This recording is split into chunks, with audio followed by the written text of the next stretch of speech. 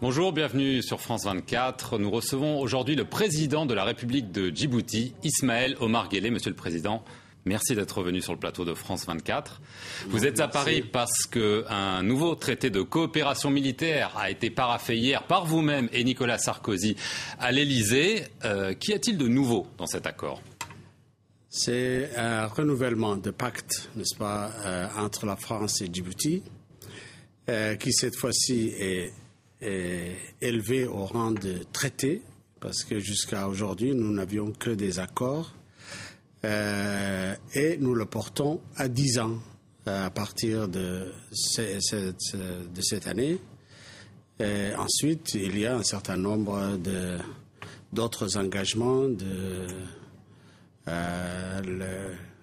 notamment le renforcement des capacités de notre armée, la coopération de défense, et en même temps, il ne s'agit pas seulement de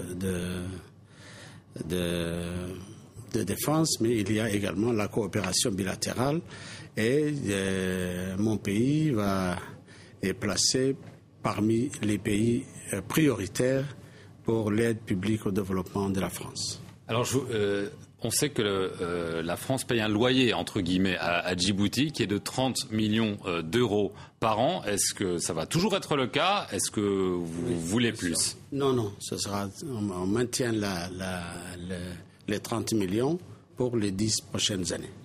D'accord. Alors, je veux vous poser une question, parce que la France renouvelle tous ses accords de défense, et notamment dit qu'elle enlève des clauses secrètes selon lesquelles Paris pouvait intervenir pour maintenir l'ordre public dans les pays avec lesquels elle avait ses accords. Est-ce que ce nouvel accord n'a plus de clauses secrètes ? Non, pas de, parce qu'il va être passé, il va être discuté à l'Assemblée nationale djiboutienne et l'Assemblée nationale française. Il n'y a pas de clauses secrètes. Donc Paris n'interviendra pas pour sauver votre régime si le besoin s'en fait sentir. Elle n'est jamais intervenue.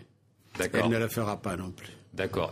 Et la question, c'est aussi en cas d'intervention extérieure. D'agression. Voilà. D'agression clairement établie d'un autre État, la France aura un accord avec Djibouti. Pour protéger Djibouti. C'est ça, pour protéger Djibouti, bien sûr. D'accord. Je veux venir à la situation régionale, notamment en Somalie. La situation est très chaotique. De nombreux pays africains commencent à envoyer des troupes, dont Djibouti. Je pense que vous êtes en train d'envoyer des troupes. Est-ce que vous pouvez nous en dire plus et aussi pourquoi ? Nous nous sommes engagés à faire partie de l'AMISOM pour répondre à l'appel de l'Union africaine, n'est-ce pas, qui avait demandé un renforcement des troupes de l'AMISOM pour pouvoir déloger les intégristes des Shabab et ensuite pour pouvoir rayonner également et stabiliser les autres régions du pays toujours occupées par les Shabab. Donc, à notre niveau et selon nos possibilités, nous avons annoncé l'envoi d'un bataillon, n'est-ce pas, qui va s'ajouter aux 9000 déjà sur place à Mogadiscio et en Somalie. Et le Kenya aussi est en train militairement. Est intervenu, mais régularise sa situation au sein de la mission, comme nous avons fait. Et les premiers soldats sont arrivés à Mogadiscio depuis hier. Et le reste va suivre dans la semaine qui suit. Alors, les pays qui ont envoyé des troupes en Somalie ont eu à en subir les conséquences. L'Ouganda, le Kenya, notamment des représailles des Shabab. Est-ce que vous craignez que ça arrive à Djibouti ? Nous prenons le risque. Nous prenons le risque. Donc il y a un risque.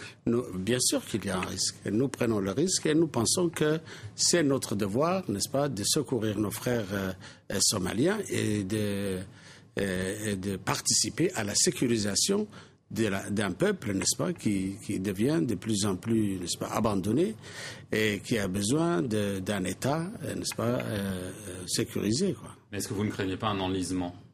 Ça fait 20 ans que la Somalie est dans un état de Nous chaos. sommes plutôt optimistes en ce moment. Pourquoi ? Parce qu'il y a un affaiblissement des Shabab et nous avons pensé que les troupes de l'Ouganda et du Burundi ont fait du bon travail et qu'ils ont sécurisé 90% de la ville de Mogadiscio et le reste doit pouvoir suivre. D'accord, donc vous êtes optimiste. Autre foyer de tension, l'Érythrée, des tensions très vives entre vous et l'Érythrée. Il y a des sanctions des Nations Unies. Est-ce que vous pensez qu'on peut revenir à la guerre ? Nous ne cherchons pas la guerre. Nous ne cherchons pas la guerre. Nous avons confié notre différend avec l'Érythrée à un ami commun, n'est-ce pas, l'émir du Qatar, qui fait son possible, n'est-ce pas, pour voir, et qui a déjà envoyé des troupes à la frontière lorsque les troupes érythréennes se sont repliées, n'est-ce pas, dans leur pays. Nous sommes en train de régler nos problèmes sur le plan juridique et notre médiateur va certainement à très court terme va pouvoir nous réunir et nous pensons à un règlement pacifique. Vous pensez, parce que beaucoup de gens parlent d'une reprise de la guerre entre l'Éthiopie et l'Érythrée. Peut-être, mais là aussi je ne pense pas que la guerre va reprendre, mais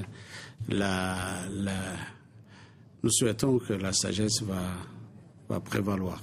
Rapidement, l'impact de la piraterie pour Djibouti, y en a-t-il un ? Bien sûr, l'augmentation des coûts des assurances et le déroutement, on dit, des certains bateaux qui évitent, si vous voulez, de passer dans le golfe d'Aden. Mais depuis l'année dernière, il y a un grand nombre d'attaques qui ont échoué. Et ceci par des mesures, n'est-ce pas, prises par Atalante et les forces européennes et autres aussi. Et nous pensons que vu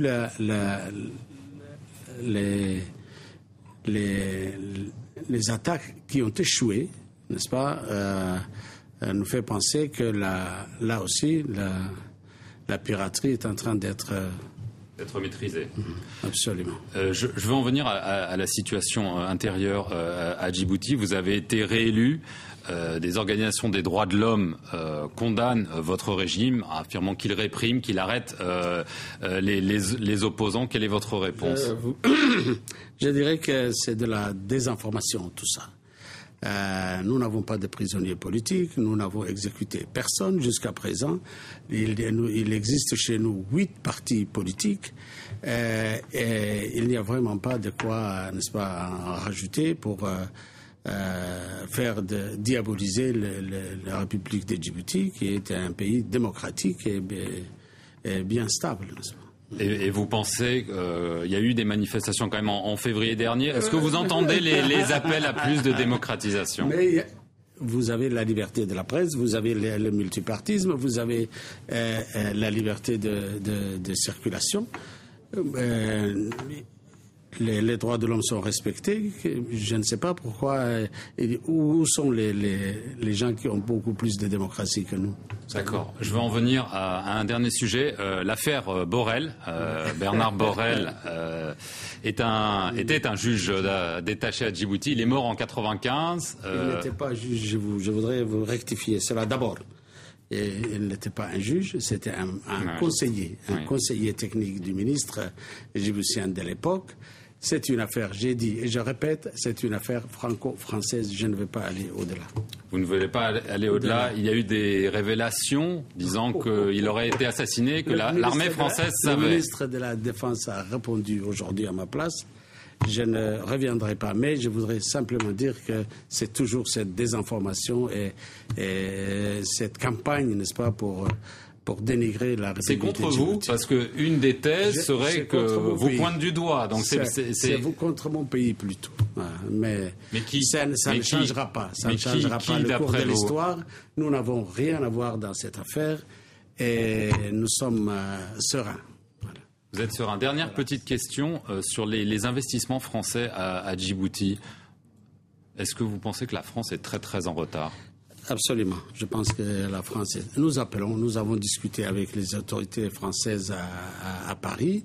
Nous appelons, n'est-ce pas, à ce que les investisseurs français puissent, après les plusieurs visites du MEDEF, nous pensons qu'il y a des investissements français de la place à Djibouti. Pourquoi ne viennent-ils pas? Ça, il faudrait leur demander. Non, mais d'après vous, d'après vous. Je ne sais pas. Je ne peux pas. Peut-être. Ils ont peur. Ils ont d'autres régions, n'est-ce pas, qui sont beaucoup plus riches que nous, peut-être. Je ne sais pas. D'accord, mais vous espérez quand même vous lancer un appel voilà, à... Absolument, nous l'avons fait et nous le répétons. Ouais. Très bien. Bah, écoutez, merci beaucoup, Monsieur le Président Nguélé, d'être venu sur l'antenne de France 24. Meilleurs vœux au cas. Merci et merci à vous d'avoir suivi cet entretien sur France 24.